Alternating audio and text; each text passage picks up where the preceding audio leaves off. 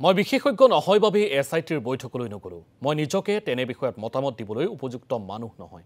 যিসকল বৈঠকলৈ গৈছে তেওঁলোকক বুজালেই হৈ গ'ল। মৰিগাঁৱত জুবিন গাৰ্গৰ শ্ৰদ্ধাঞ্জলি অনুষ্ঠানত উপস্থিত থাকি মন্তব্য বিশিষ্ট সাহিত্যিক স্বাধীনৰ মুখ্য সম্পাদক অনুৰাধা শৰ্মা পূজাৰী। আবেগেৰে ন্যায় বিচাৰিলে এই মুহূৰ্ততে লাগে, কিন্তু আচল কথাটো হ'ল ন্যায়ৰ বাবে সময় লাগিব। 10 দিনত জুবিন গাৰ্গৰ ন্যায় সম্ভৱ নহয়। জুবিনৰ এটি গীত গুণগুণাই আবেগিক হৈ পৰিল অনুৰাধা শৰ্মা পূজাৰী।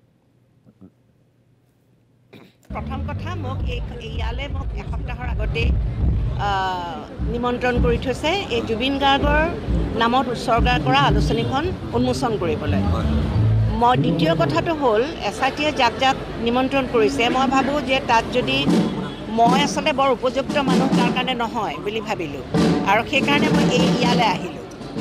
আৰু সেই এছআইটিয়ে যিসকলক নিমন্ত্ৰণ কৰিছে তেওঁলোকক বুজালেও সেইখিনি কথা হৈ যাব।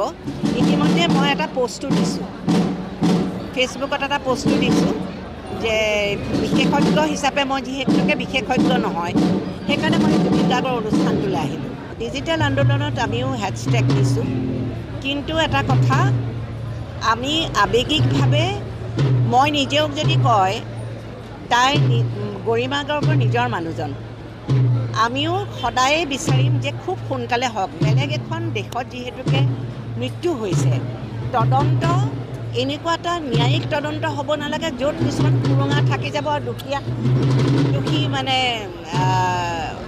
পলাই যাব, মানে সোনকালে আইনৰ পৰা পলাই যাব পাৰিব বা আইনৰ সুৰুঙাৰে তেওঁলোক ওলাই আহিব পাৰিব।